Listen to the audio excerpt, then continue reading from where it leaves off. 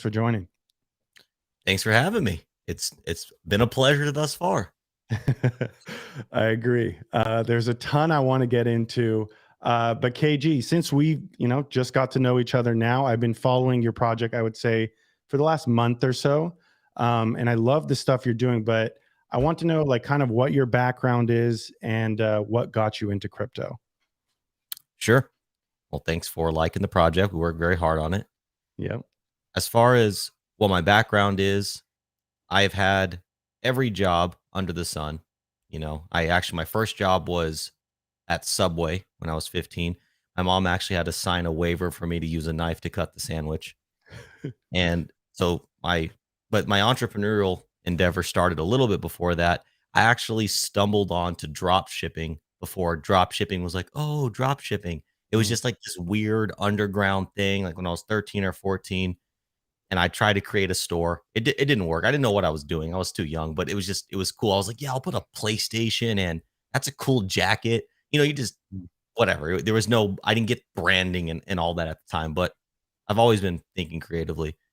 And then after Subway, man, I've worked at gas stations, rehabs. I've been a waiter, any job you want to really, I've been all over the board.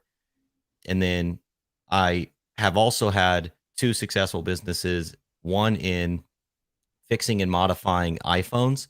So not Mm. just fixing screens, but like I was deep, deep, deep into the jailbreaking community. If you're familiar with Oh yeah, jailbreaking, yeah. I was one of the earlier YouTubers, and look, it's out there. Eventually, this community is going to stumble onto my old channel and see young, nerdy braces KG, but Mm. out there doing early jailbreaking stuff, and then went into real estate, and I've been a licensed real estate agent for 6 years, almost 6 years now, and Mm. so I built a successful real estate business, and now I'm full time crypto.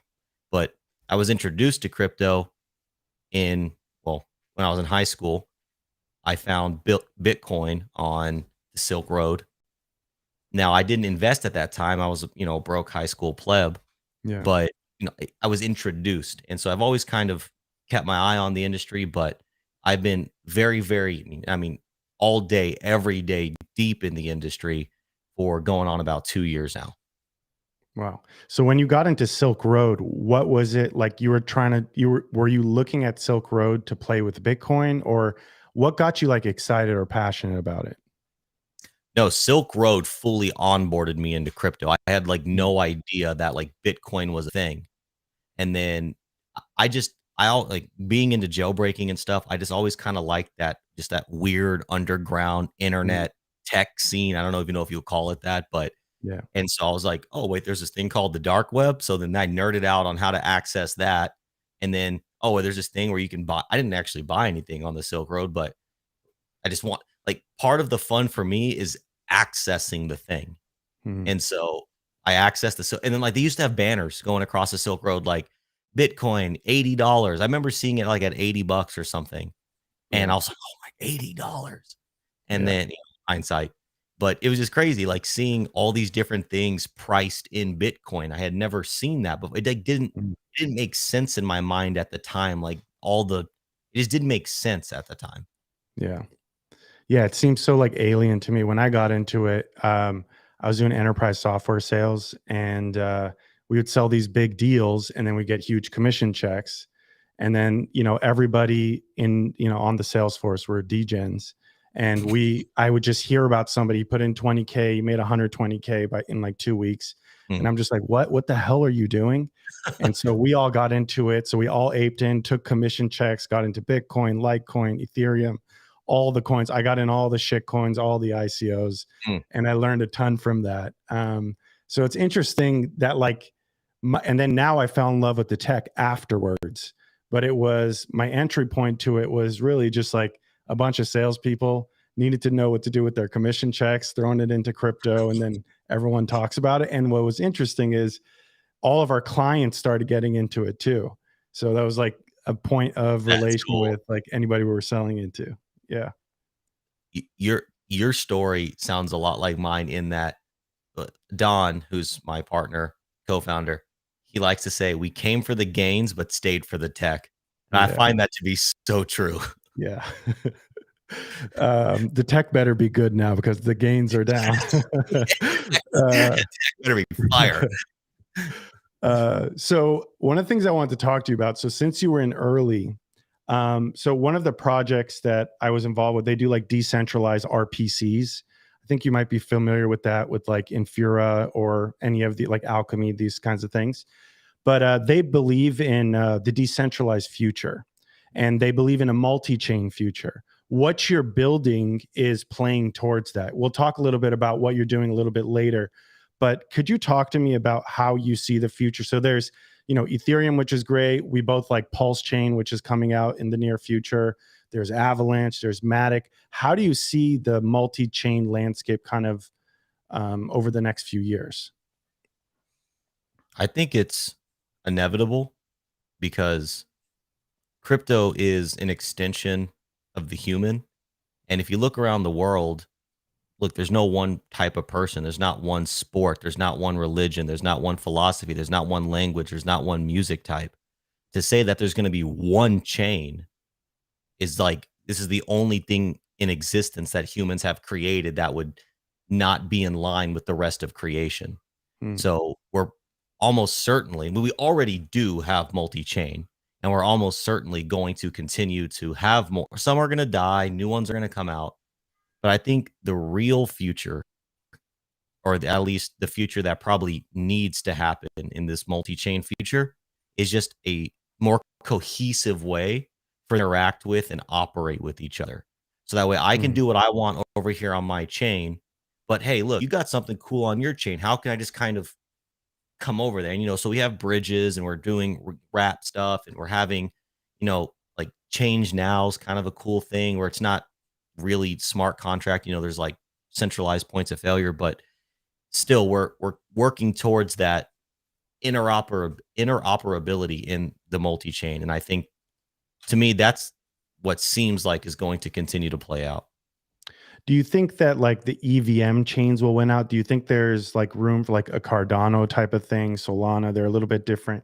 Solana, I'm not a huge fan of, just because they shouldn't be going down this many times. However, more the point of like different types of kind of blockchains. I think the EVM model is obviously dominating, but I don't think it's going to be the only model. I mean, even Cardano's kind of an EVM, like kind of, right? Because Ethereum created smart contracts. And so even though Cardano didn't use the EVM model, well, they're still using smart contracts. So it's like their lineage, so to speak, is still some derivative of Ethereum, right? Because they created the technology. So I think this, like Bitcoin, for example, it's kind of in a way dead tech. And I'm not anti-Bitcoin. I'm all for it. Bitcoin is the OG. Pay respect where respect is due. It's just, Right. it's kind of what, you can't expand upon it. And there is a beauty to that. There is a beauty to it being what it is, but there's also a beauty to being able to say, hey, I want to build tools that can replace centralized finance. So probably a place for both. Probably a place for all. Maybe I'll ask this later, but I was going to say, do you have plans for internet money working with a Bitcoin wallet? As in our wallet supporting Bitcoin? Yeah. Yes. So in the future, we do want to expand out of the EVMs. But one thing that we've seen, that we've identified as a problem, is you see these newer wallets popping up and they just try to shotgun blast, right? They're like, we support every chain. Right. And first of all, that creates some unforeseen problems, or can, but also you're not really honing in on a market. And so we really want to, and look at MetaMask, they are the single most successful crypto wallet and they're only EVM. Yeah. So we really want to focus in and really build out a strong EVM product first. And then as time goes on, let's expand out to Bitcoin. Let's expand out to Cardano. Let's expand out to these other chains, and then create ways for those chains to interact with the EVM. So maybe we're one of the key players in the future of this interchain operability. Yeah, I love that. That's a great answer. Let me just go to the chat really quick before I go to the other points I want to cover. Question to get the, why don't we cover this actually at the end? when we get to internet money. So why don't we get into that now, actually? So if you could just paint kind of the picture for the current wallet landscape and then where you fit into kind of the mix here. Sure. So the current wallet landscape is it's kind of all over the place, right? You have a lot of great wallets out there. I'm not going to be the guy that sits here and says, "Oh, all wallets are, pieces of crap." They're not. MetaMask is awesome. Let's be honest. We wouldn't be here today without MetaMask. So again, Mm. pay respect where respect is due. They were out there in the jungle with the machete, chopping up the trees. So there are some really awesome things, but I think one of the biggest problems with crypto wallets is they don't they don't make it easy or approachable for the new person in crypto. Yeah. Everybody that's in crypto right now, or most people, are crypto nerds. And that's okay. I love being a crypto nerd, but I'm not onboarding my mom into crypto through the existing landscape. It's just not going to happen. I'm not onboarding most people into crypto through the existing landscape. It's like, hey, let me take you out for a 2-hour steak dinner and I'll get you into crypto by the end of it. Maybe if Coinbase accepts your ID, maybe if Wire on MetaMasks allows you to fiat on ramp $300 this week. Yeah. It's just there's no approachability. And even if you do get them to get in, it's like it's still so overwhelming. Where do I go from here? So one thing that we're really focusing on is, within the wallet, we have free crypto giveaways for everybody that downloads. We have a referral program to encourage downloads, which is great because people don't have to KYC. They can onboard you could onboard someone into crypto in 5 minutes in an elevator, literally. And then we also are heavily focused on education. So right now, we're in beta. The education play hasn't fully reared its head, but that's our focus and our aim and our mission is teaching people, okay, you're in, you have it. Where do you go? What do you do? Who do you reach out to? So we want to be that first stop, I guess, but also be relevant for existing people to transition into and people to grow with. We don't want to be so beginner that it's like, okay, now evolved out of internet money. We Right. want to create a pathway for people to grow with us. And I think that's ultimately what I see is missing in other crypto wallets. Absolutely. And then there's this other component to it where I think it's called correct me if I'm wrong, there's a WD and I think there's a FWD token. But essentially, um, if you own those tokens, I think you had described this, with quotes, obviously. It's like shares in a company, where if you own those tokens, you earn some of the fees. Like we would pay MetaMask fees instead of paying MetaMask, we would then pay the holders of these tokens to gain the fees in whatever native currency that is that it's being transacted on. Is that correct? 100% correct. Yeah. So that's, I think, a very interesting component here where MetaMask is kind of the middleman, or at least it's taking a middleman fee. Whereas in this wallet, not only is it more user friendly, can help with interoperability. I hate that word. Yeah, it's a big You can also gain a piece of the fees. And I think, could you talk about how those fees are made? Like, how do you make the fees? And then in which currency are you receiving the fees? Sure. So to provide also a little context, I see some new names out there in chat. Welcome. Yep. The internet money wallet, like all crypto wallets, when you swap from one asset to another within the wallet, a fee is charged. If you're using MetaMask or Trust Wallet or Exodus or any of these other wallets, the creator of the wallet keeps 100% of those fees, which, hey, look, that's their business model. In our model, we have created a token, Internet Money Wallet Dividend, or WD. 100% of the fees go to the holders of the WD token, the dividend token. Now, another difference with our wallet is like in MetaMask, for example, you pay the fee in the asset you're swapping out of. In our wallet, you pay the fee in the form of the native coin. So if you're on Ethereum and you're swapping from token A to token B, you pay the fee in ETH. That ETH gets distributed to the holders of the dividend token. So by holding this, no staking, no delegating, no locking up, your WD is always liquid. You earn passive income in the form of ETH, Pulse, BNB, AVAX, Phantom, whatever chain we launch the dividend token on. Hmm. That is awesome. And the FWD, I watched another stream you were on, which I thought this is the problem I have now. I sacrificed for Pulse Chain, sacrificed for PulseX, many other things. And then you have this concept, which I think is awesome, where the FWD token, you can have that token now. And like for me, like for example, those old wallets that I had, like I don't want to keep up to date. I want to switch the wallets or I want to refresh it, have a new hardware wallet. So I thought that was such an innovative way to kind of deal with that problem. Yeah, we called that, or coined it, no pun intended, as tokenizing the sacrifice set. Because so when we first launch, the dividends are going to come out on Pulse Chain, Ethereum, and BSC, or BNB Smart Chain, now it's called. Well, that's great. But as 1 year passes, as 5 years pass, as all this time passes, if we didn't have a way to move that, then the person who sacrificed is going to have to, like you said, keep up with that wallet forever. What if you get hacked? What if you lose the seed? What if something happens? Well, then you're kind of screwed in the other reality. So FWD, you hold that and you get airdrops to all future for all future EVM chains to whatever wallet you're holding that in. And it's also cool too, because beyond just the movability of the sacrifice, you get another asset that doesn't inherently do anything. It's just like a certificate, if you will, but it's a speculative token. Because let's say we make the announcement, hey, launching dividends on Phantom. Maybe it pumps, maybe it dumps.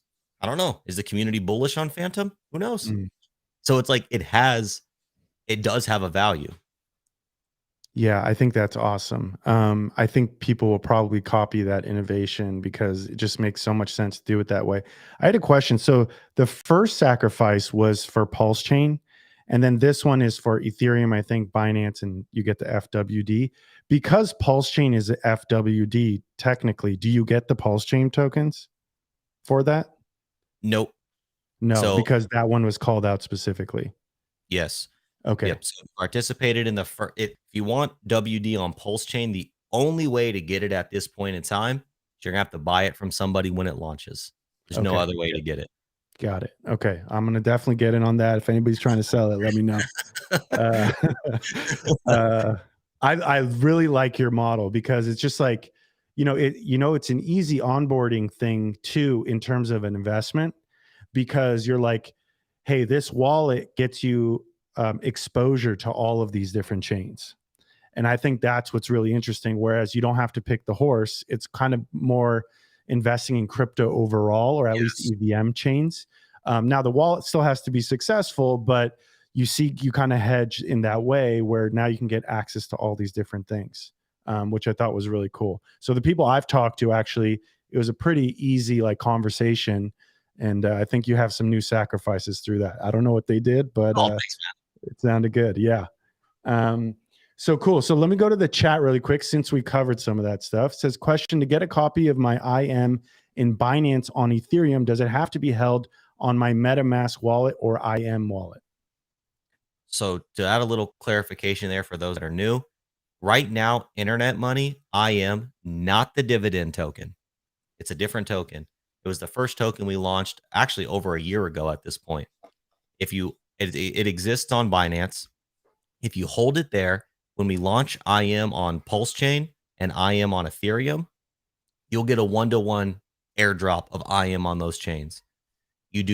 As long as you're holding it in a wallet you own the private keys to, you're going to get the airdrop. It can be a MetaMask, it could be IM wallet, it could be on a ledger, it could be wherever, as long as you own the private keys. And actually, to take it one step further, I'm not going to go too far down this rabbit hole, but for those that know, it's actually pretty cool. If you're actually providing liquidity on Binance for IM, you are still going to get your copy. Our code takes into account the IM that's been provided in liquidity and credits it to the liquidity providers. So if you're not providing liquidity, you might not care, but if you are, that was a cool feature we added. Cool. And Internet Money, do you buy that on like Pancake Swap? Like, are there DEXs that have it? Yeah. Just Pancake Swap right now. Pancake Swap. Okay. Cool. Good to know. Raj, what's going on? We got DGen Dougie. What's going on? Mr. Rocca, great to be here. We have the Hexagon contractor. Hey, boss, is there a benefit to SAC from different addresses? No benefit. I mean, well, okay, I don't want to say no benefit. Security, maybe. Yeah. Security, but also we saw in our last sacrifice set other projects that came out. So there was one that you got, Power City, I think, gave a bonus, yes, right? Yeah. Power City, the Coast project, you got X amount of tokens for whatever wallet you sacrificed from. So if you sacked from 5 wallets, you would have gotten those tokens 5 times over. There was the Poor Pleb project that, internet money sacrificers under $1,000 were able to claim some free tokens. So that's not an endorsement of any of those projects necessarily. I have nothing negative to say about them, but just that those are examples of when we went into our sacrifice set, we didn't know that was going to happen, but there it is. 3 different projects brought utility to our sacrifice set. So I there love might that. be benefits, but there's no bonuses on our part for Makes sense. sacrificing different wallets. Cool. Chandra says, hey, Shahan. Hey, KG. What's going on? Deep T. Hi. Crypto trader. Today, KG, make a giveaway here. Okay. Asking Maybe. for free money. All right. Zen Zen. Hello. Giving away money. Love Rich. Hey, IM Wallet has cheaper fees also. Okay. That's a great thing to know. It is very true. WD, I think they meant. Yeah. What are the upcoming utilities planned? Well, real quick to touch on Love Rich. Yeah. Yep. So using like MetaMask and Trust Wallet as the standard, Trust Wallet has a 1% fee for swapping. MetaMask has a 0.875% fee. Internet Money Wallet has a 0.729% fee. So it is lesser than the major competitor. I can't say lesser than every single wallet. I don't know that to be a fact, but lesser than the major competitors. Cool. Rocca says, what are the upcoming utilities planned? Do you mean for the tokens or for the wallet? I don't want to just go on a rabbit hole tangent. Okay. I would imagine for the wallet, since we're doing the sacrifice or it's tomorrow, why don't we focus on that? Sure. So you can actually check out our roadmap on internetmoney.io/sacrifice. It's not the complete roadmap. There are some things that we've reserved for competitive advantage, but you can see at least the overall direction that we're trying. And it's more than just get listed on CoinMarketCap, CoinGecko. It's an actual like comprehensive roadmap. We've broke some of it down into quarters. And so that's a really good place to check out if you want to see where the direction we're going to go in. But there you go. One of the first major things we're going to focus on after we get to version 1 is NFTs feel very important, and it seems to be important to the community. And we want to bring that, that NFT community into the wallet, because right now you can't interact with your NFTs on the wallet. And so we feel like to really be relevant in the EVM space, you've got to have NFT integration. Because otherwise you're literally leaving out a complete group of people. Yep. Interesting project, KG. Thank you. Zen says, so cool. Speaking of Zen, this seems like it would be a very natural synergy with them because they're going to be launching all the different chains. And then this would be a great wallet to kind of go between all the different chains.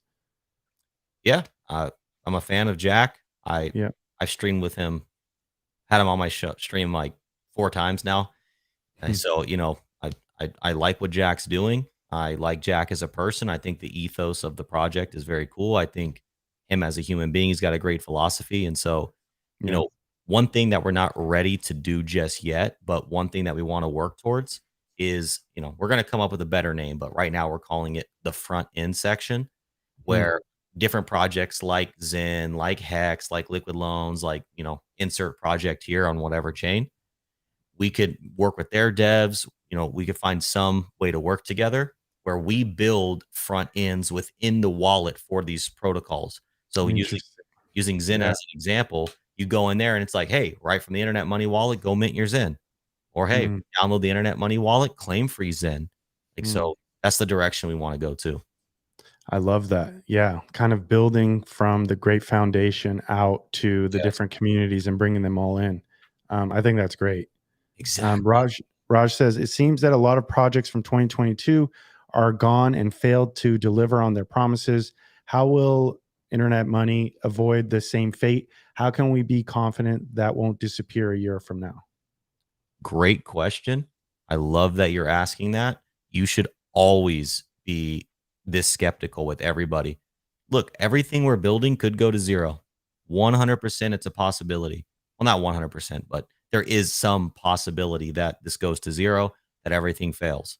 And so when you're investing money here, investing money anywhere, you should never invest what you can't afford to lose. So Right. that's so just in case something does happen, you're still okay. Now, we have already delivered on many of our promises, right? The wallet is already in public beta. You can download it on Android, iOS, and Chrome. We have an established company. So we are doxed people. And now, that doesn't mean anything, right? Sam Bankman Fried was doxed and look what he did. So you can't say, oh, founders team is doxed, so I'm safe. No, it doesn't mean that. But we have layers of social credibility. We have already a track record of doing what we say we're going to do.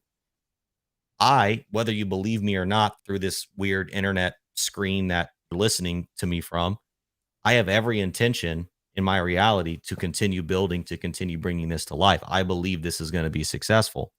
So I'll never be able to convey my level of sincerity and what I feel inside. But whether it's with us, internet money, or whoever, again, as long as you're always investing, and yeah, okay, no, not financial advice, but look, if someone takes this financial advice, I'm not necessarily feeling bad about it. Don't invest what you can't afford to lose. I never put a single dollar anywhere that if Mhm. I expect to lose all my money. And then if I don't, great. But if I do, I'm still paying my rent. My children are still eating. No one is negatively yeah, it sucks to lose money, but nobody's negatively impacted by it to a degree that would ruin our life. So I think as long as you approach it with that mentality, you really can't go wrong really anywhere in crypto. Yeah, that's a great point. Yeah, I always say that, don't invest more than you can afford to lose. Sometimes dollar cost averaging is a great in and out of the market. And 100%. then the other thing, I encourage those that are listening, try to find, if you have a 9 to 5 job, try to find, like, invest in yourself, get good at graphic design or web design or whatever it is, even if it's driving Uber on the weekends, get a little bit of money on the side so that all of the salary can go towards your bills. And then when opportunities like this arise, you can decide whether this is a good opportunity for you to get in, right? Get in early to these projects. And crypto is unique in the way that you can get involved in projects like an accredited investor would, in other projects. It's very unique in that opportunity where you don't get that outside of crypto. Now, as KG said, most startups fail, and that's a big possibility. However, if there's a community, if it fits within the ethos, which I think in terms of timing, KG, I mean, this is like needed more than ever. Self custody, the first principles of crypto, not your coin, not your keys, not your coins, all that stuff is super important. And I think the timing of this is really good. So that as you're looking at projects and researching, look at, what happened? What was the cause of all of the collapse just recently? And then does this fit with the narrative that we need to get into for the future? That's one of the things I would kind of take a look at, as you look into investing in different things. That's great advice. That I agree with everything you just said. Yeah, absolutely. So here we say agree after Luna crash and FTX things, lost some faith in crypto somehow, scared of exchanges. Yeah, you should be. Those are IOUs. Yeah, literally, like, look, we are in a way bound to exchanges because we still have to, you know, fiat in, fiat out. But when I use exchanges, but I'm in and out, like literally as quick as I can be. I'm almost nervous while Hmm. I'm in there. So use them when you have to. Just don't hold your crypto there. Like that's the big thing. If FTX, if people fiat in or fiat into it, fiat out of it, they wouldn't really have been wrecked unless literally, you know, the mathematical improbability of the moment you were going in or out, it crashed. Sure, I'm sure that happened to Yeah. somebody, but for all intents and purposes, if you're not holding your crypto there, it's not really the risk isn't to you. But you're right. It is scary because it's like centralized exchanges are a franchise of the bank model, but they don't have regulations or insurance that the bank Mm. has. So I don't love regulation in crypto, but if you're a centralized exchange, I'm kind of leaning towards you probably need a little bit of regulation, man. They're like mobsters out there. Oh my God. Yeah. If you keep your coins on exchanges, you're funding Caroline's new Bahama house. Okay. That's what's happening. I hope you at least get a timeshare. Yeah, exactly. Okay. So this was the website someone put in leverage internetmoney.io. That's /sacrifice. I don't want to forget this. So I'm going to go to that page right now. I had it up, but I would like you to just kind of talk through what this is, because this is timely. The other stuff you guys can kind of research after, but this is a bit timely. You could see here there's 1 day, 5 hours left. Yes, sir. And anything Love Rich puts in the chat, he's actually an admin in our community. First of all, shout out to you, bro, for all your hard work. So he is, you know, he's an admin, so he knows what's going on. So okay. Yeah. So this is the sacrifice page.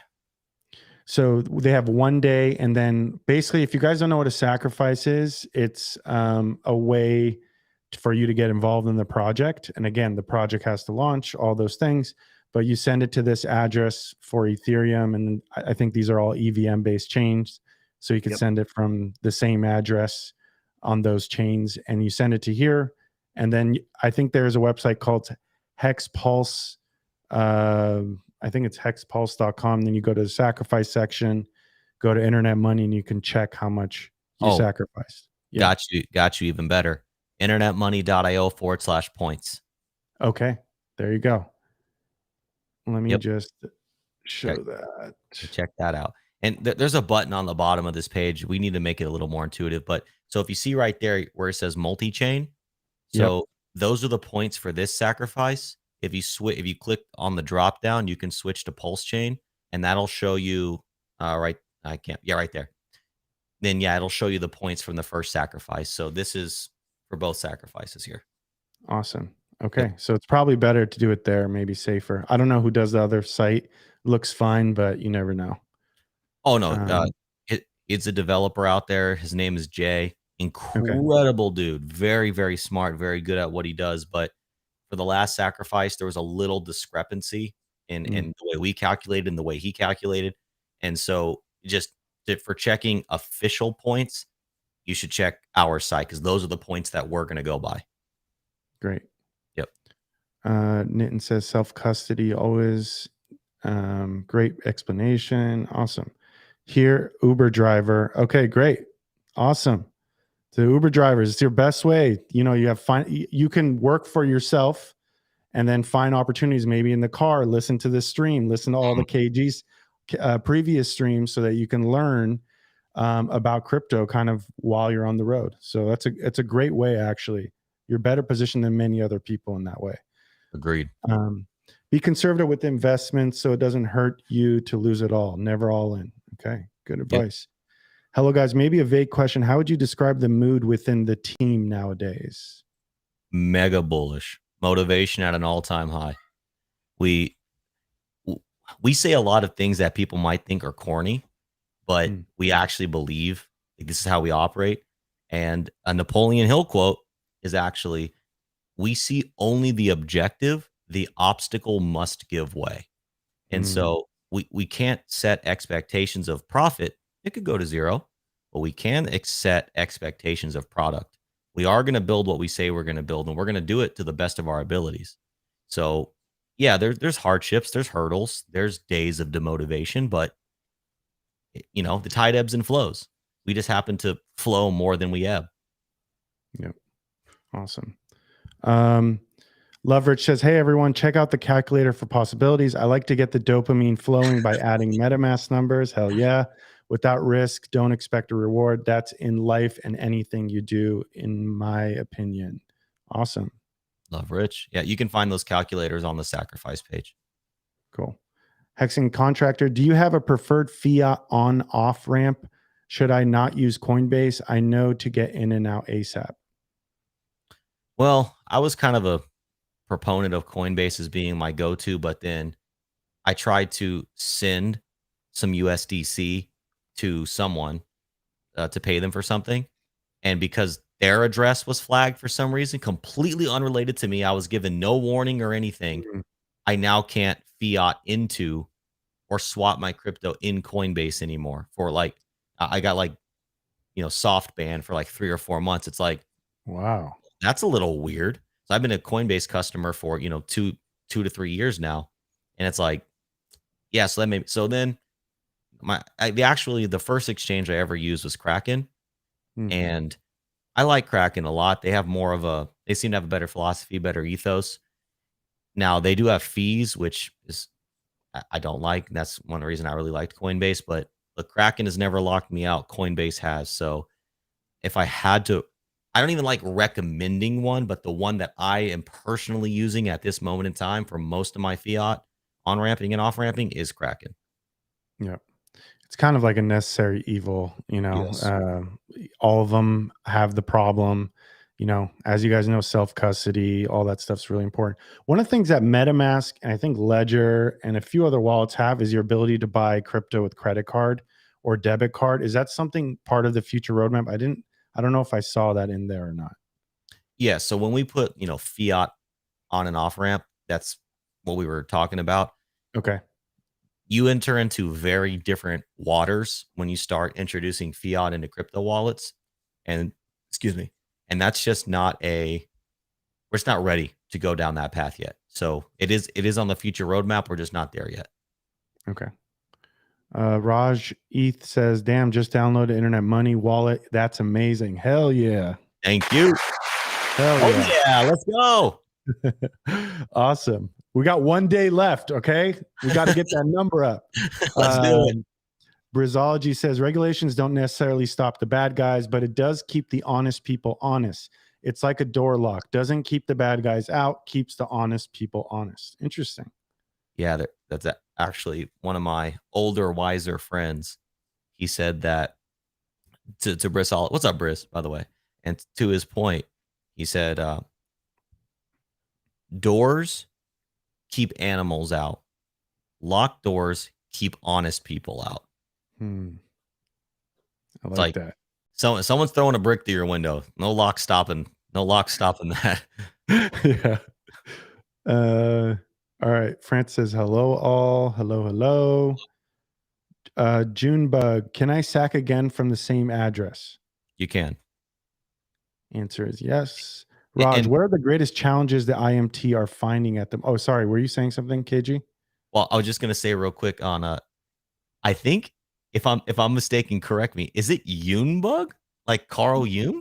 Oh, I don't know. Junebug. I don't Okay. know. Maybe. I don't know because I saw the whole like, matrix looking thing. That would be Oh, cool. right. Yeah, I Yeah. see it on right there. Yep. Yeah. All right. What are the greatest challenges the IM team are finding at the moment? Hmm. I'm not like we are facing challenges, but I don't know what the greatest challenge is. I don't know everything. I mean, I'm not It trying to wouldn't be be a challenge, but would you say like just getting the word out? I know a bunch of people already have downloaded, thousands of people have downloaded the wallet, but maybe that's one of the things, not a challenge, but like a goal. Yeah. yeah, I guess I would say really going from this public beta to the version 1 that we want to be at. I don't want to call it a challenge as if not to imply that we're not capable, but challenge and there's a lot of intricacies and so it's complex. When Mm, you're testing everything in a small environment, first it's the initial team, then we move to a private beta, and now there's thousands of people across the world, different devices, different operating systems. You're getting this like, oh, hey, on my iPhone 7 on iOS 12 in Turkey, I'm having this one issue on a Tuesday. It's like, okay, how so it's becoming like really setting our systems and navigating through all those intricacies and fixing all these issues and really pushing towards getting to that version 1. I would say this right here has been the most complex part of mm, the project. great answer. Um, Nin says, has anyone come across this project called Smog? They are apparently building an NFT marketplace with fiat on-ramp. No, I haven't heard of them. Never heard of it. Yoon Bug or June Bug, we'll find out. Let us know what that is. Yeah, please do. Deepti says, I have one question regarding keeping USDT in Binance or any other exchange. Is USDT safe from DPEG? No. Yeah, I mean, well, first of all, don't keep it in an exchange. That's risk one. Yep. Risk two is no stable coin is, in my opinion, technically safe from a DPEG. Sure, there are layers to it, but for me, I like the collateralized or I don't even know how to the DeFi collateralized stablecoins like Liquidity on Ethereum. Now they're a smaller project. They're kind of a newer model. They're not as battle tested, so there's maybe some risk there. But I mean, their philosophy seems well thought out, and I like ETH being the collateral. For example, if you go with USDT, like if you ever go out on a nerdy freaking stablecoin rabbit hole, you find that one of the things that is collateralizing USDT is commercial paper. I don't even really know what that means. I looked into it a little bit. I don't know, maybe I'm not even going to try to speak to it like I know. Overall, I don't know what that means, but they have all these different types of collateral, and it's like all these different points of failure. Whereas a protocol like Liquidity or LUSD on Ethereum, their only collateral is Ethereum. That's it. So it's like there's less points. Like I like as every system, no blessing is curse free. Every system has its failure points. I like systems that have as few, obviously, as few failure points as possible. That's a great answer. I have problems with stable coins, and yeah, I think that's a great one. I didn't know you said it was liquidity or liquidity. Yeah. Are you familiar with liquid loans? Yeah. It's the protocol they're forking. Okay, got it. It's literally just like it's a hard name. It's Liquidity. Okay, Liquidity. Okay, okay. Maybe that explains. I didn't get involved in that one because I was like, the more research I was doing, I thought they were the same thing, but I was like, but they have different names. I was like, something weird's going on. Okay, so that makes sense now. Yep. Liquidity is the one. I'll definitely check that out, and I want to get involved in liquid loans at some point too. Sure. Generating wallet too. Good. Download the wallet. Check it out. The beta is out. Make sure to check it out. Download it. This will be your go-to wallet. Yes, sir. The Hexen Contractor, hit the likes. Absolutely. Thank you. Do it. Love Rich, if you're new and plan to sacrifice for the freedom of time, please sacrifice from a wallet in which you hold the keys. Do not sacrifice from a centralized exchange. That's a good point. Great disclaimer. Thanks, Love Rich. Hexen, thank you for the solid info. Very bullish. Love it. The good vibe, you guys, always is unique, and just want to say, keep the work up, man. Doing great. Thank you. Appreciate you. I'm holding Pax G as stable. Okay. Tony Montana, what's going on, man? Hey, Merry Christmas. Merry Christmas. All right, we got Tony Montana. Dixon says, Paper, are you in bed with Dunder Mifflin, KG? I saw Dixon on another chat say his name, and when it clicks, it'll click. Dixon Cider. Oh my God. I got destroyed. I got absolutely destroyed. The internet is undefeated, and I got wrecked. Thank you. Dix Cider or Dixon Cider. Got me on another stream with that one. Thank you. I'm a moron, is what you're trying to say. Yes. Brizology, Liquidity. Yeah. All right. There's reason nobody sacrificed LUSD yet. There's a reason nobody sacrificed LUSD yet. What's up, Ebonics? Maybe he's saying that it's good, or maybe he's saying that it's bad, because LUSD is an accepted asset for the sacrifice. It's the only asset that we've gotten $0 in, but it wasn't initially on there. We added it like maybe a week or 2 weeks in. So yeah. Yep. Dixon, short dicks. Brizology got him. Yeah, I got right. I'm a little slow. Okay. No. It took a minute. So, well, he was on another stream, and literally for the rest of the stream, I just started calling him Mr. Cider because I was like, "Look, I'm not. You got me once. Shame on me. I'm not saying it. I'm not saying it." Dixon, you're a legend on this channel. Okay. Ebonics Lover, the best table so far, LUSD. Okay. So I had a question. I have to go to the bathroom really quick, but I'm going to ask you a question right before that. Yep.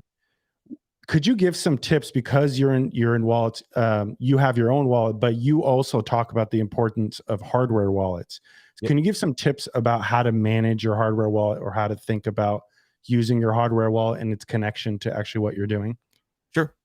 Cool. All right. Enjoy.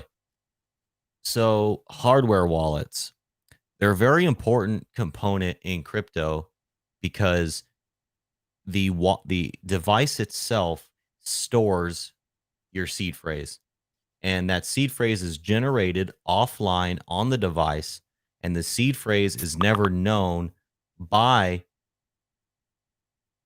an online device.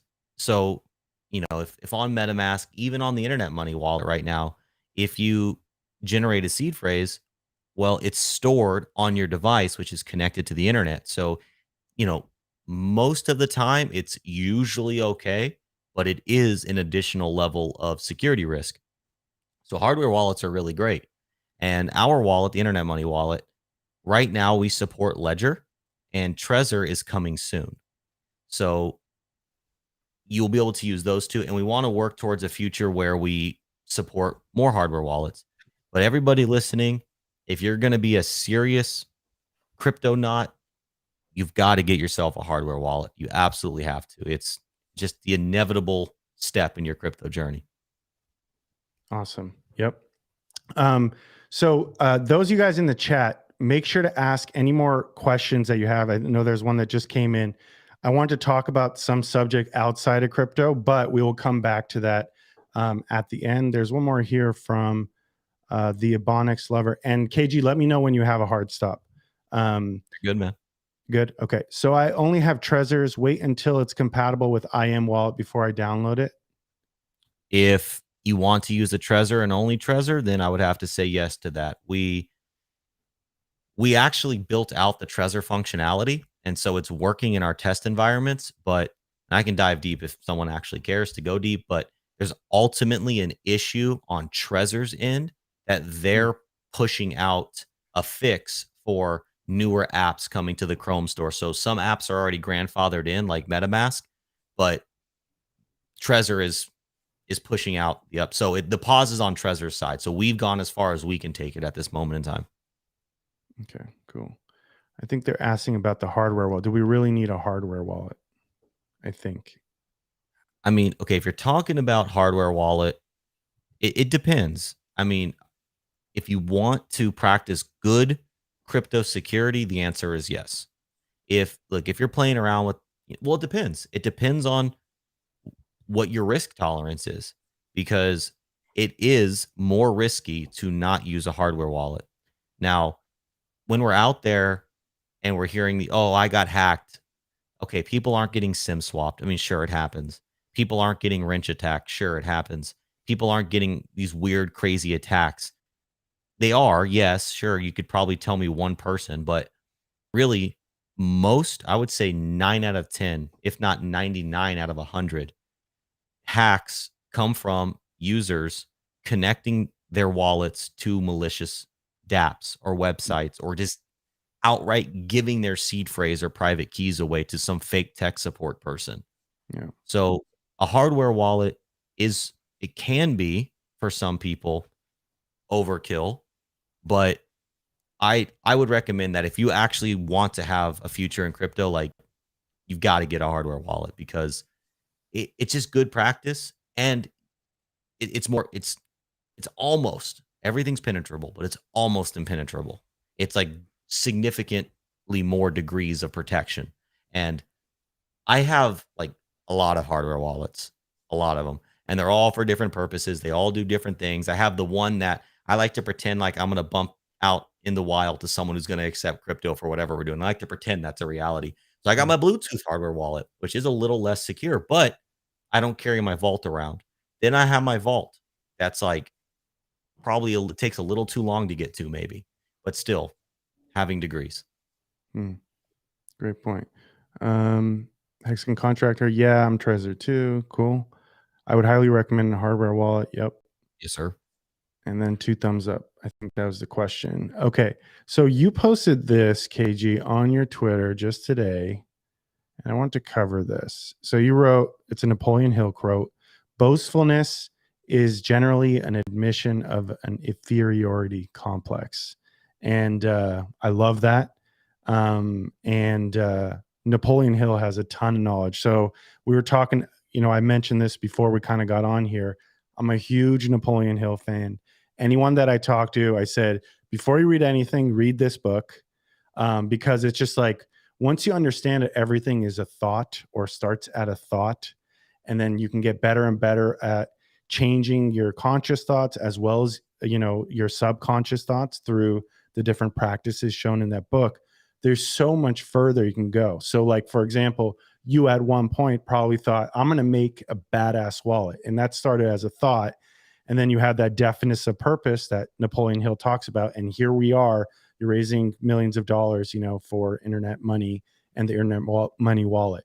Can you talk to me a little bit about that book specifically, if that impacted you, or any other books and kind of the philosophy you have to kind of accomplish different goals in your life? Absolutely. Like I was saying backstage, one of my favorite topics. The point you made about the vision in your mind. People can call it woo woo, whatever, but actually just breaking it down with deductive reasoning from even a logical standpoint. Everything wherever you're at right now, look around in your room, whoever you are listening, everything you see, everything you're wearing, everything you're interacting with was an idea in someone's mind first.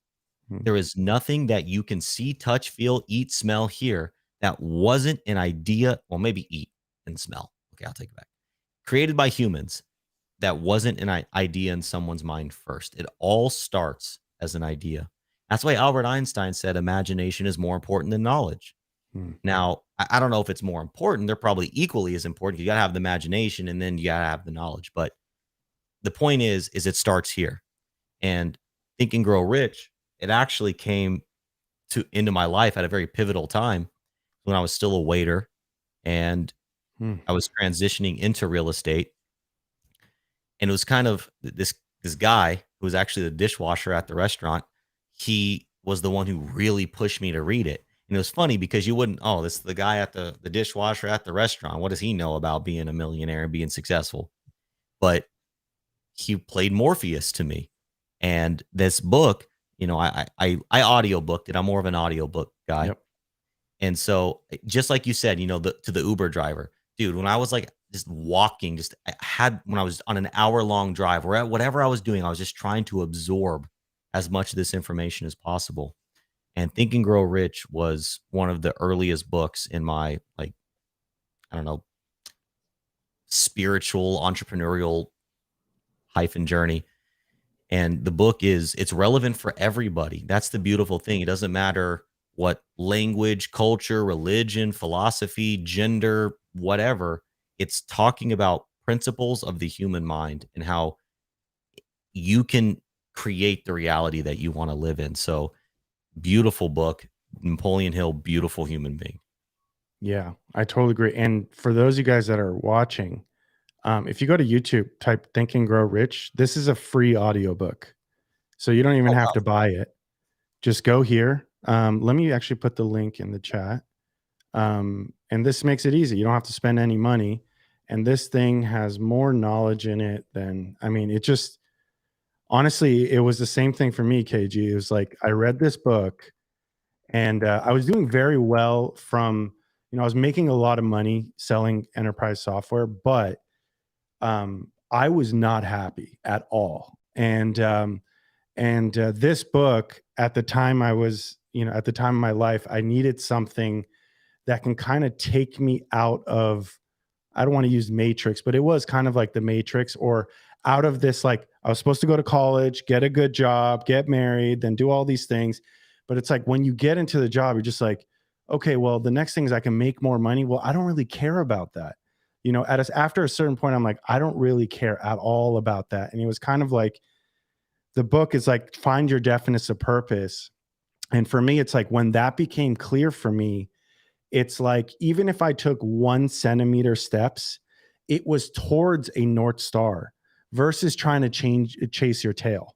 And I think that was the big part of it. It's just like, Bruce Lee has a great like definition of purpose kind of paragraph where he wants to be the best. Awesome, right? Like he wrote it in cursive. It was on one note card, and basically he wanted to be an amazing martial artist, and I think make like $10 million in a year or something like that. And it doesn't have to be money related, but it was like, when that became clear to me, kind of writing that on a note card, visualizing doing that, kind of trains in your subconscious to only think of those kind of things. I mean, the fact that you like it and I like it, and we didn't know each other, and now we got to know each other, it's kind of like the same kind of thing. It's like, if you're on a path and you have a specific purpose, the other people who are on a similar path will also meet you, because you're probably thinking of the same things, doing the same things, are looking to accomplish things, and you kind of naturally attract to those kind of people. So that for me was really life-changing, because it was like, it wasn't that I needed to know a million things or have all the knowledge in the world. It was, I needed to know what I wanted to do, how I want to accomplish it, what the purpose was, and then I'll figure out the stuff along the way that will help me kind of get there. I don't know if you had a kind of similar experience. Well said all around. And when you're saying that, the thought that came to my mind was real recognize real. And that's true for whether it's this or whatever it is you're doing in life. We are attracted to the things that resonate with us. And, if I start dropping words like vibration, everyone's like, Yeah. little antenna's going to go up. But no, it is degrees of vibration. I mean, look, we learned in elementary school, there's solids, liquids, and gases. Matter, existence is literally vibrating. If you believe in science, that is a scientific fact. So why is it that, oh, wait, no, everything's vibrating but humans, even though we're solids, liquids, and gases? Okay. So we're just exempt from vibrating? All right. Well, that's interesting. I wonder why. And the thing you said, definiteness of purpose, that's a very important idea. One issue that I encountered within myself and that I see all the time with this definiteness of purpose is people try to manufacture it. They try to go out and say, I think I should be this, and therefore I'm going to try to be motivated to do this. Like you said, with going to school getting married and having the job and going to school, like doing all those things. What I've noticed, it's the easiest thing in concept, but the hardest thing to actually do is just be honest and authentic with yourself. Who am I? What fulfills me? What do I want to do in this life? And if you follow that path, the definiteness of purpose just continues to come to you. The desire is endless because you're being true to yourself, even if that means you switch lanes, even if that means you go and do, as long as you're staying authentic to yourself, you're going to have an endless stream of motivation. At least in my experience and others who share this similar mindset. And so my ultimate point there is, don't look outward for that desire. Don't look outward for that definiteness of purpose. Don't try to create it and curate it. Look inward and allow it to reveal itself to you. Yeah, that's such a good point. And I had the same problem. That's why I had to read the book multiple times. I had to read it like 4 or 5 times. I still read it all the time, because it gives you those reminders. And I think you made a good point. When I first left corporate America, like my goal there was like, I want to be a CEO of a major company, And then when I did more research and I did more soul searching, I'm like, that's actually hell for me. I would hate to do something like that. I just like how I would be perceived by other people for doing a job like that. I actually thinking about that. You have all these people. You have to deal with HR. You got to deal with operations. You got to deal with, if you're an publicly traded company, you have to deal with, the people that are shareholders, deal with the media in that kind of way. And I'm just like, that actually sounds like hell. I don't want to do that by any means. Actually, it's the furthest thing that I want to do. And I think that's kind of what led me to crypto. It's kind of the self-sovereignty. There's a decentralized kind of thing. And you kind of like, in this world, it's like, it's, if it's great people, you'll gravitate towards them because it's more of a decentralized community versus, you know, here's the keys to this company and here are all the people. Yeah, you can clean house, but it's like there's only so much you can do within those constraints. And I think the more time that went on, I'm like, I was a little bit more honest with myself. I was like, no, that's my pride actually. That's the reason why I want to do, you know, be a, you know, big CEO or whatnot. And it got closer and closer. I was like, well, I love crypto. I love investing. I love streaming. I love building things. So why don't I spend my time doing those things because they're core to who I am, and I think my true purpose and why I'm here, versus trying to get all the accolades, get a pat on my back, recognition, all those things which are not super important. So I think what you said is super important. The more you read the book, the more you realize, you know, you kind of like shed different skins of yourself of like, oh, that's not truly who I am. But you kind of have to put in the work and you have to be very honest with yourself. And I lied to myself for the first couple of years reading the book. First of all, I'm proud of you. Hope that doesn't come off as weird, but like Yeah. taking that step is huge and it is scary and it is hard. And it's not just like, oh, you know, I'm going to walk away from all this that I've worked towards and established and face the opinions of others. And no, it's not an easy step, man. So kudos to you. Happy to hear that you've taken that step and that you're working towards a more authentic lifestyle for yourself. Ultimately, that is, in my opinion, the way to be. And I really mean that in whatever it means for the individual. It could be a completely opposite of how I live my life. No judgments. It's you. Because in this existence, in this reality, in this the grand scheme of the multiverse, beyond my mind's wildest comprehension, there is a mathematical calculation that accounts for every reality manifesting. And so I am one of those calculations or a piece of it. You are, he is, she is, they are. We all are playing our part. And imagine a reality where everybody, and look, it's a utopian ideal. I get it. I get it. But just imagine, let's pretend in La La Land, Yeah. a reality where everybody was living their authentic truth, whatever that meant. We would still have every single person we have today. There would still be McDonald's people. There would still be, you know, CEOs. There would still be garbage men. There would still be teachers. There would still be everybody because those things have to occur. There would just be people in those roles that wanted to be there. How crazy would that be? Mm-hmm. If everybody was where they wanted to be, we would probably have such, and look, it's utopian. I know it's never going to happen, but it would probably just be a happier, more lighthearted, more just fun reality to be in. Yeah, and I think even if everybody, that may be utopian, but just of having the vibe out there of that kind of mindset will allow people to not run into the problem I did earlier on, which is, you know, care about what other people think, but the norm to be more do what's kind of core to you and your purpose and all that stuff. And the more that vibe is out there, the more comfortable people will be in taking those, you know, extra steps.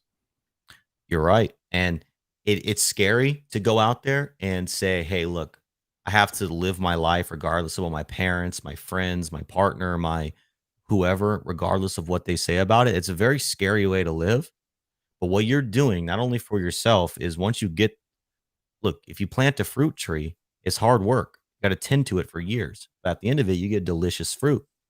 Same thing with this. You're going to be a torchbearer because by you living your authentic truth, you're basically giving somebody else the permission, the validation in them living their authentic truth. And so tying that all back into Napoleon Hill, to me, whether it's philosophy, religion, Napoleon Hill, whatever it is, it all goes back to going within and knowing yourself and whatever that means, and that being the foundation for everything you do. To build on that, KG, one of the other chapters talks about the mastermind. Oh, yeah. And that's something that was also a really difficult part of my journey, still is, which is a certain you at a certain year is here and you're hanging out with these people.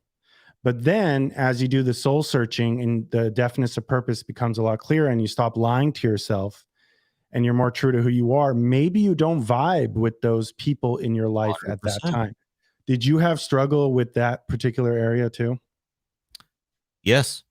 And I don't really have as many friends as I used to. Not because I said F you to everybody, but just because as I was living my life, we just naturally grew apart because they they were focused on things that to me were lower vibratory ways of life.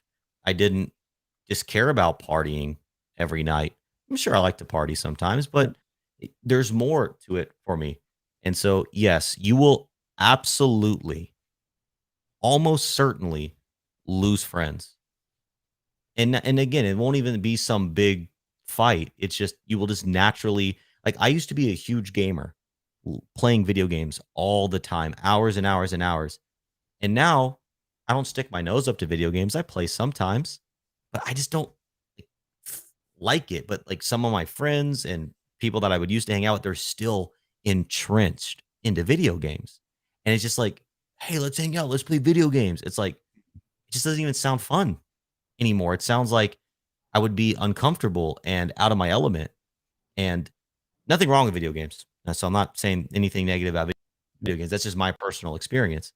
You will outgrow people, and that's okay because what you'll find is certain people start to act as anchors for your ship, and people want to hold back because Mm, by you being held back, you validate their crummy way of existence. You validate their shortcomings. You say, because if you're out there growing and succeeding, well, then that means, holy moly, okay, it's not society anymore, it's me. yeah. And people don't want to be validated in their lower self. So you will, and you will also face it's like literally, it's like a science. I could almost spell it all out. You start Mhm. going on your path, you're gonna find people that say, "Oh, that's crazy. Don't do that. Do the safe thing. Work the 40-hour a week. Work the 401k that you're gonna work there for 39 years and they're gonna steal it from you on the last month. Go ahead and do that. Go into school to go to college for 4 years, 6 years, and rack up $100,000 in student debt that you'll pay off to your 50. Yeah, do that because going out and starting your own business, it's not going to work. It's like, well, okay, you're going to get those people. They're anchors. Sell your ship, get the anchor out of the water, and do it. Bring people on your crew, make your shipmates people that want to sail the world with you. Surround yourself with the right crew. Yeah, and to that point, I think sometimes meeting us, we were strangers up until today.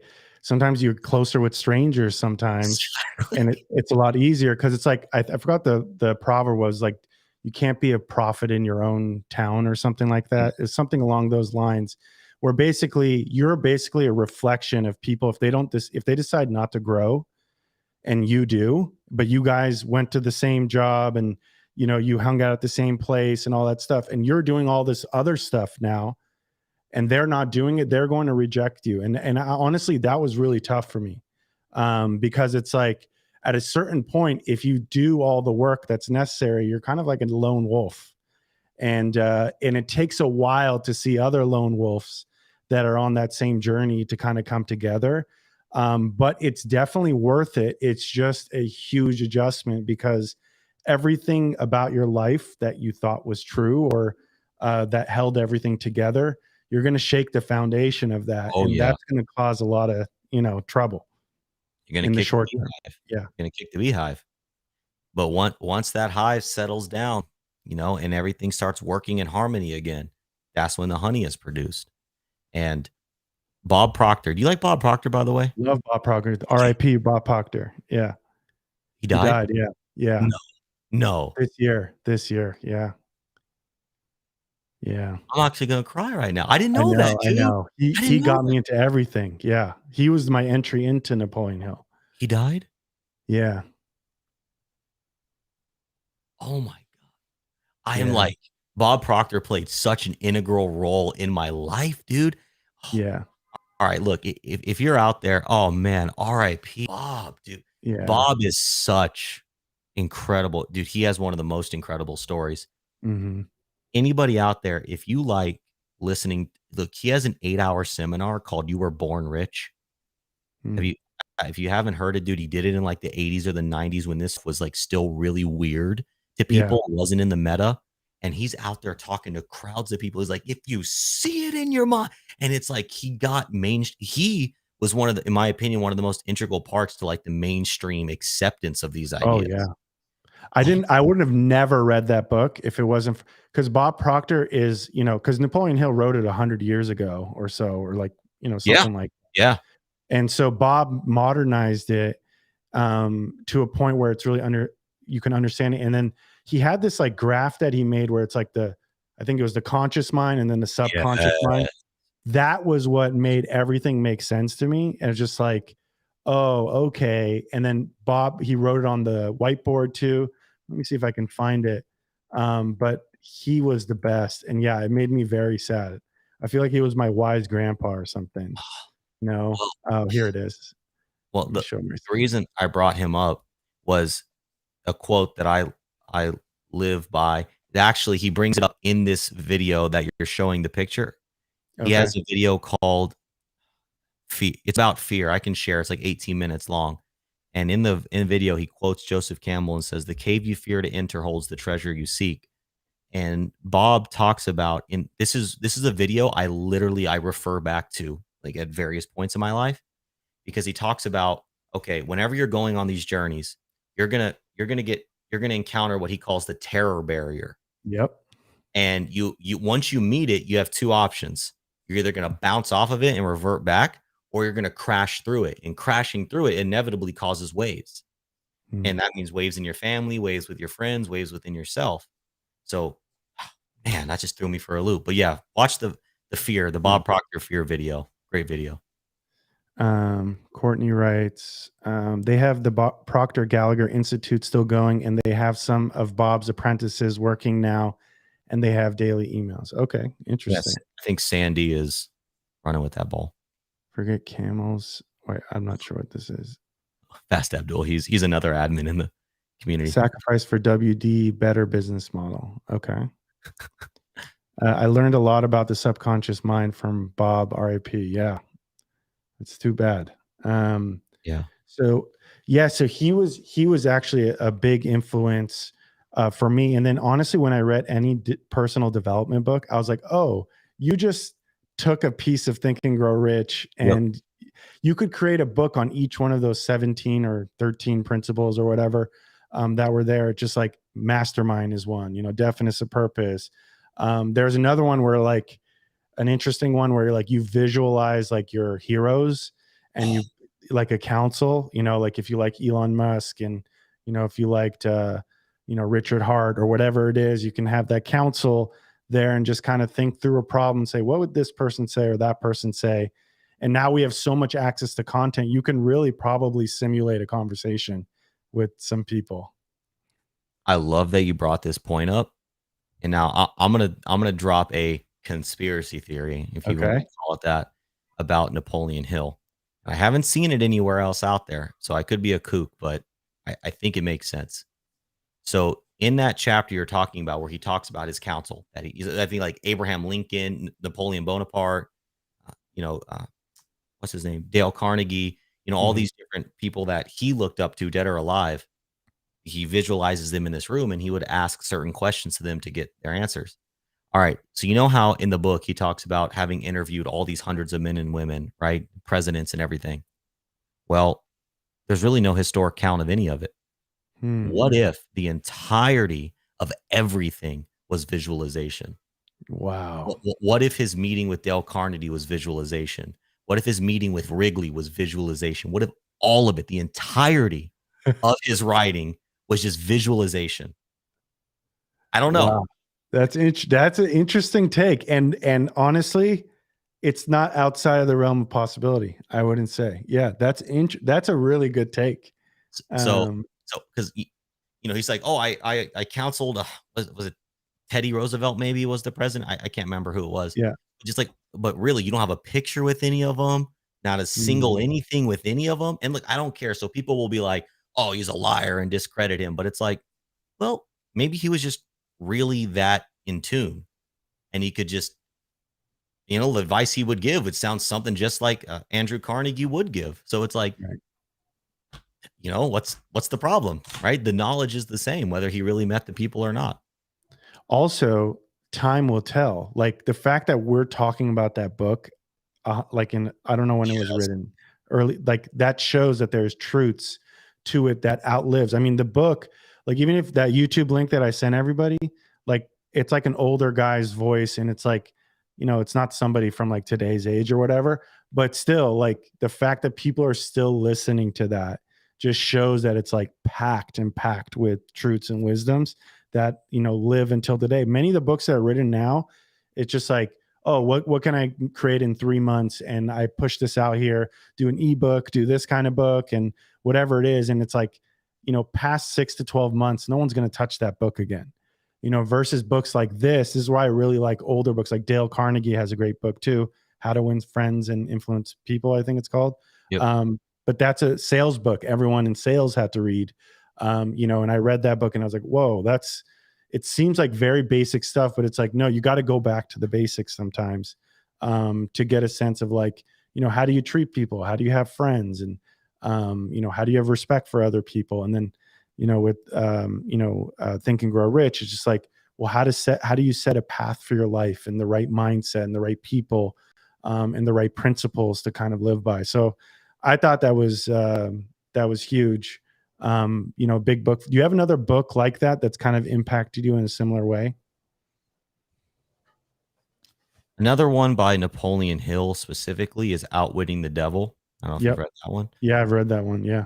I, Actually, I Hotep Jesus, who was on my podcast, he's a big Think and Grow Rich guy. oh really?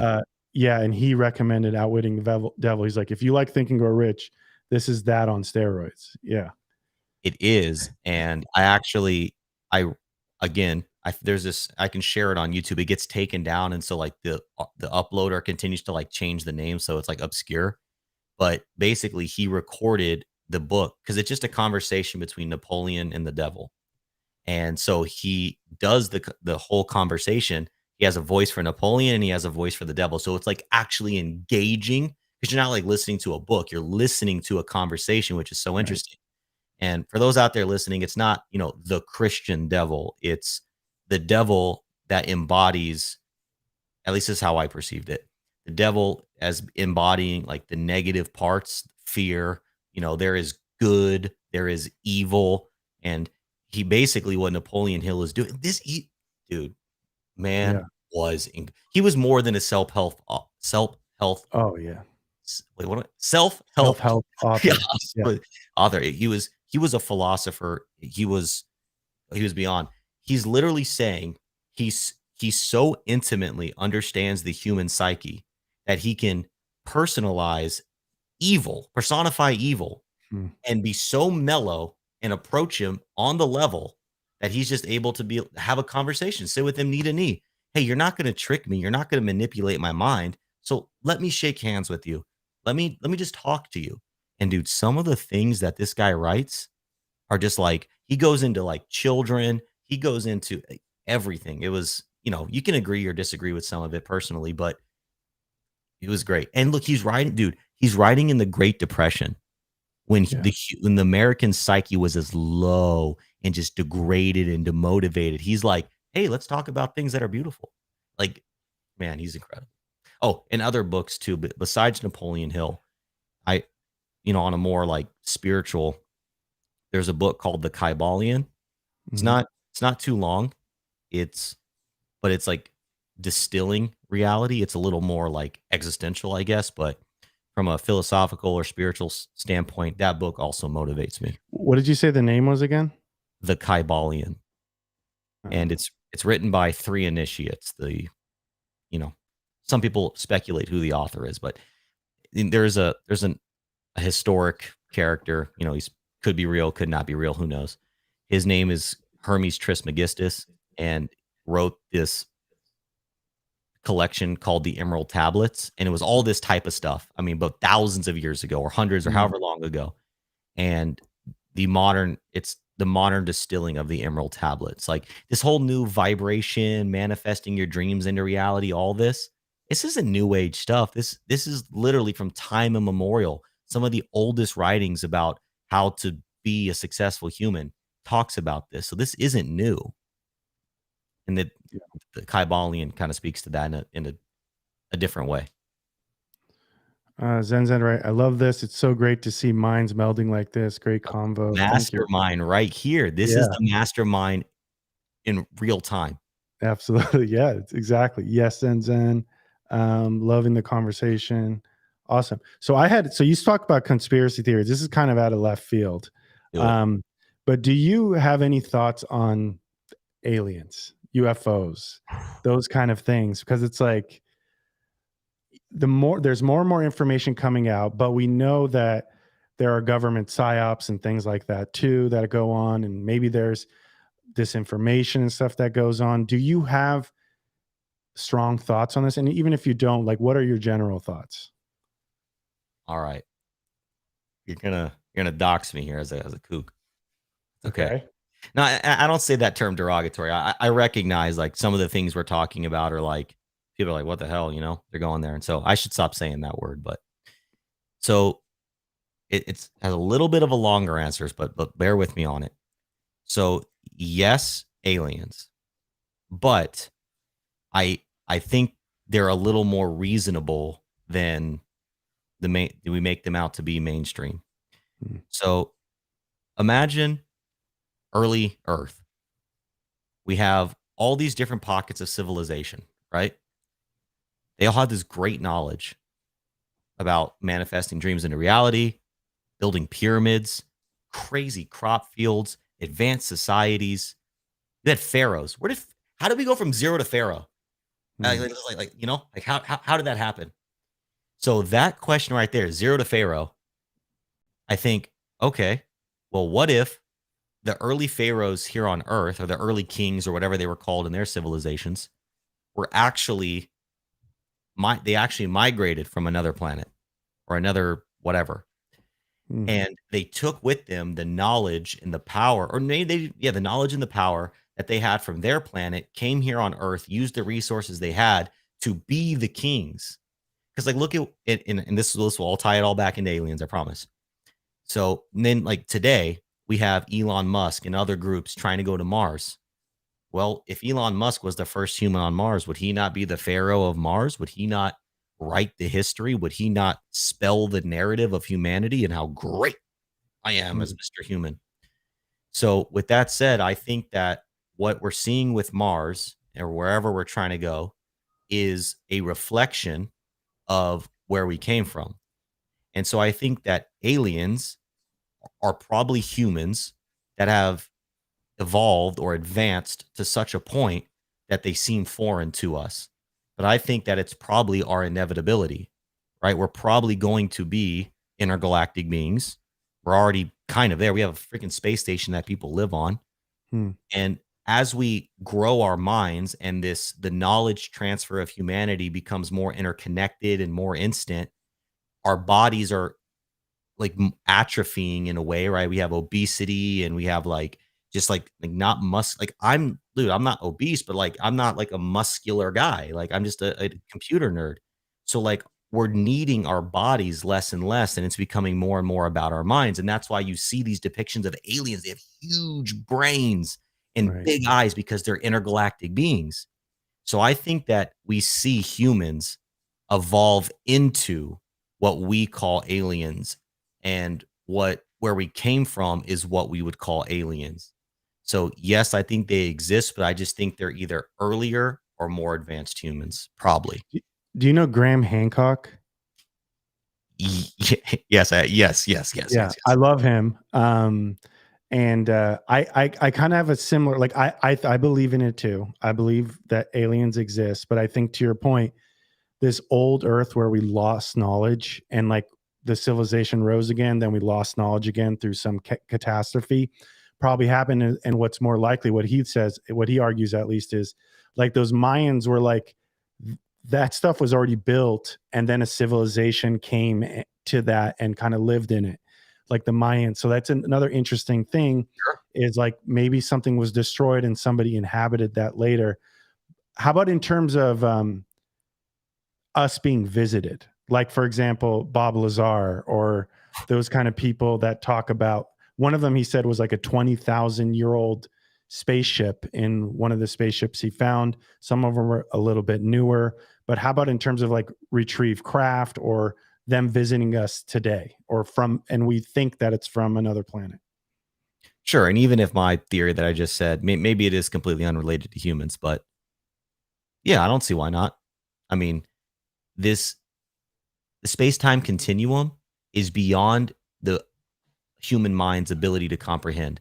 The moment, okay, so we have universes, galaxies, we have multiverses, we have the multiverse of multiverses, and it gets so big and so small that our minds literally cannot Yeah. comprehend the knowledge anymore. So do I think that it's crazy to say there's another life form that's more advanced that can travel to our planet? No, I kind of think it's crazy to say the opposite. Yeah. Like, it makes more sense that there's other life out there.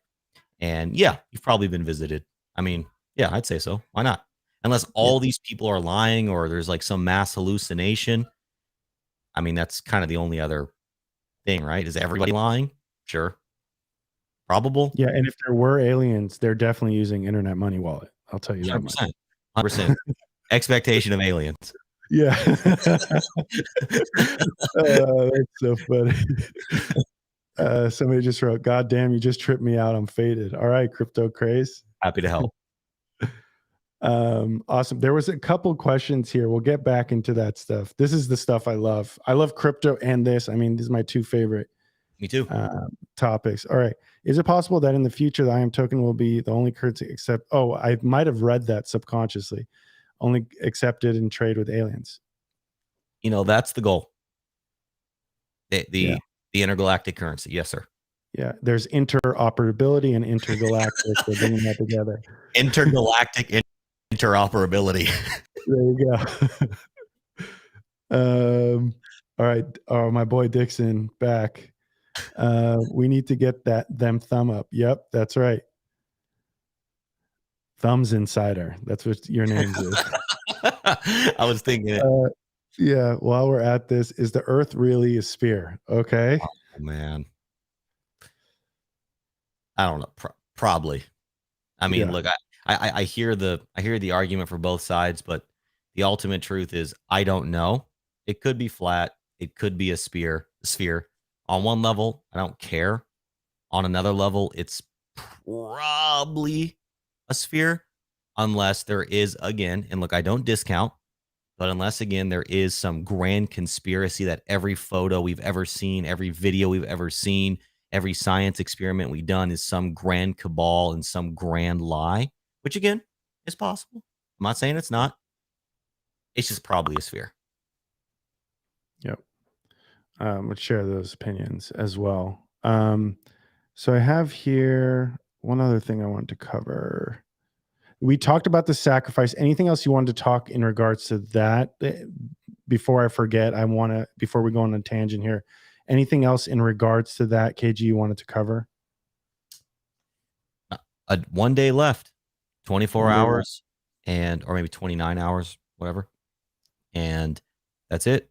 If you want to get passive income in the form of BNB and ETH and every other native coin that we launch the dividend token on, the way to do that is by sacrificing. And if you don't participate, then if you want to get in later, then you'll have to buy it off of the open market from somebody. So we will be streaming tomorrow leading up to the end of the sacrifice. So, Okay. you can watch that.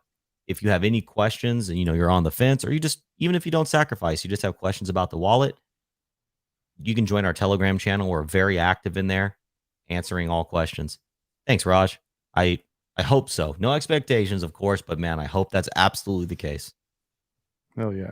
And we'll visit Mars together. Yes, we will. So Kinda KG, like what's that? Kind of like Earth. Yeah, exactly. Except worse. Is there anything else you do? Like, so this type of stuff obviously really interests you, But what other things outside of crypto do you pay attention to? Philosophy, and so comparative religion and philosophy is one of my main hobbies.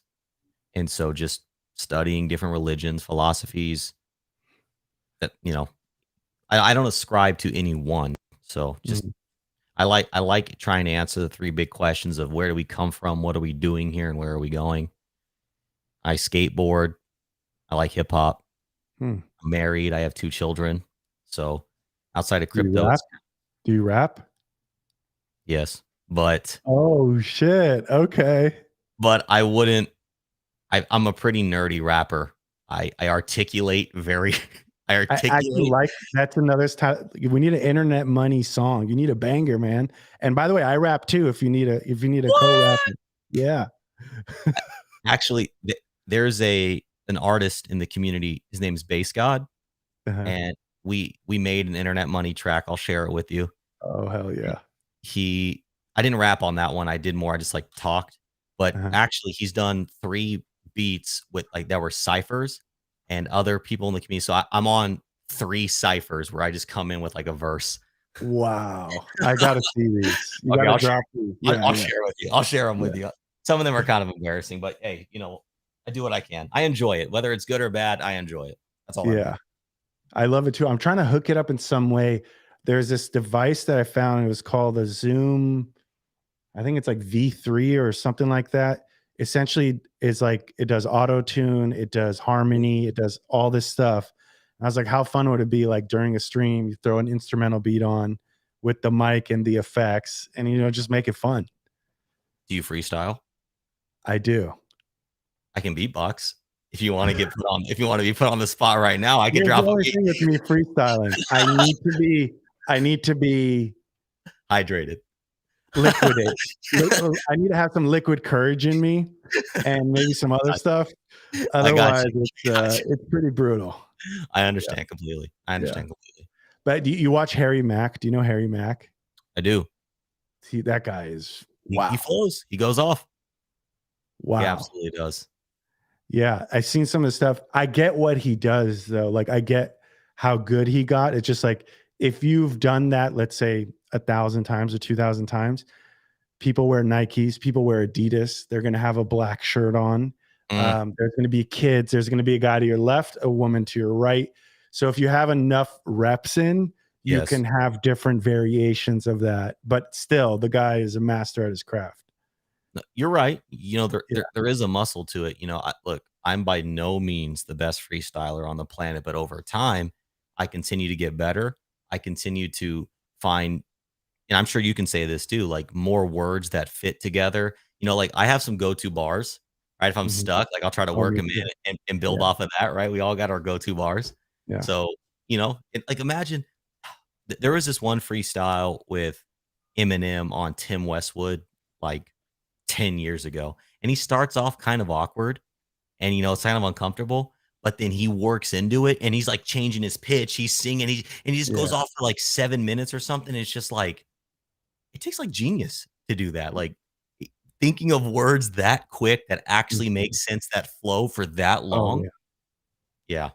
Yeah, it doesn't take anything away from it at all. It's more like I was like, this looks impossible. Like, how could you do it? And then finally, after watching, I was like, okay, I get how you can build up to this, Yes. but like still, I'm just like, what? Yeah, especially like you said, he changes rhythm. And there's one part where like he's like, "Blah, blah, blah, blah, blah," and he's speaking in that level of speed. And I'm just like, and rhyming and talking about different things. And I'm just like, this is absurd. It's absurd. Yes. Yeah. 100%. And yeah, it's Talk like, about a guy that has deafness of purpose. Like how oh, many people did he tell that, how many people did he say, "Oh, I'm going to be a freestyle rapper, do all this." And they're like, "What are you talking about?" And the fact, look what he does every day, deafness of purpose, freestyle rap. He's yes. the biggest guy on the, in terms of rapping, probably on TikTok, the internet, all that stuff goes viral. You're right. That is another example of definiteness of purpose. And yeah, he probably caught a lot of flack, but he saw the vision. He knew his skills and he kept pursuing. And there he is. Here he is. We all know him. We got a question here from Lily. Says, how do you think the crypto community will fight against governments that want to impose CBDC? What does the future look like? Will there be two different financial streams? Well, the government wants you to use their money. So it's probably going to be financial warfare. I don't know how it's going to play out. Maybe they get violent. Maybe it's just, hey, we freeze your bank account. I don't know. But they're not going to, they being the government of your jurisdiction, most likely is not going to want crypto to be successful because it takes economic energy away from them and it takes relevance and power away from them. So they're going to continue to try and get their hand into regulation in crypto because if it's regulated and they can punish you, they can control you. And so we have to be very careful about the regulation that we push for in crypto because some of it is giving up our power. And there's something to say for a give and take because we have power over the legacy system in a way. And so we just have to tread very lightly. And I don't think that there's ever going to be a future where the government's just like, yeah, use your crypto. Let's make it easy. Spin your ETH here. No, they want you to use their money. You stop using their money, they lose power because money is what controls the game that we play. So there will probably be two different financial streams and they will probably battle each other in some way, shape, or form. Yeah, I think that's good thoughts on that. Any plans of integrating non-EVM chains in the future? I think we covered this. Yes, the answer is yes, but in the future, we're going to focus now is the answer. Nitin, I don't believe so. I think that was in regards. No, that I don't believe so. It is. There will be plans, but just not now. Is there a link where I sacrifice? What's the return based on? Where do I find more info? So I can't speak to returns, right? Because that would be setting expectations of profit, which I cannot do. But if you go to internetmoney.io/sacrifice, oh yep, Shahan just dropped it in chat. You can see the rules there. All you do to actually make the sacrifice is you look at the accepted assets and you send them to the address on that page from your wallet that you own the private keys to. And there is a calculator at the bottom of the sacrifice page where you can play around with the numbers, whatever you think the wallet can do. And those are real calculations based on the numbers that you put in. So we left that completely open for your interpretation of whatever you think the wallet is capable of. Awesome. Fast Abdul says KG will be the leader of the revolution. Absolutely. Wagme, we're all going to make it, guys. There you go. Got 3 thumbs up there. KG, was there anything else that you want to cover? Otherwise, I would just like to say this was an unbelievable conversation. I'm so glad to have met you. I wish you all the luck with the final hours of Internet Money. Just knowing you now and knowing your background, not financial advice, but you guys met him too with me on the stream. I mean, you're an awesome guy. So I know that there's a very bright future for this project and your career. So I just wanted to thank you for that. But was there anything else that you wanted to cover before we kind of close shop? Appreciate the kind words. I appreciate you allowing me to talk to your community, coming on your stream, spreading the good word, you being a part of the Internet Money community. My parting words would be join the Telegram. You can either go to the website, internetmoney.io, and click join our community. It'll take you there. Or if you're on Telegram, just search Internet Money IO. That's the username. That is the best way to stay up to date. In our Twitter as well, but we're active. We're very active in the Telegram. We're answering questions. You can ask about crypto. You can talk about crypto. It doesn't have to just be our tokens, our project. You know, we're very open to those things. So it's a great place to learn and grow. And sacrifice ends in one day. Awesome. And then I'm just going to post somebody wanted to know your YouTube channel. Let me just find it really quick. Brother KDG. Okay, so brother. Or If you go to my website, it's kg.money. You can see all my links there, or my Twitter, brother KDG. Perfect. So let me post this one. So this is the YouTube channel. Yes, sir. Yep, that's just my handle everywhere on Twitter, Telegram, brother KDG. Same handle. Well, brother KDG, thank you so much for joining, man. Let's do this again very soon. Yes, sir. Appreciate you having me on. Would love to. Okay.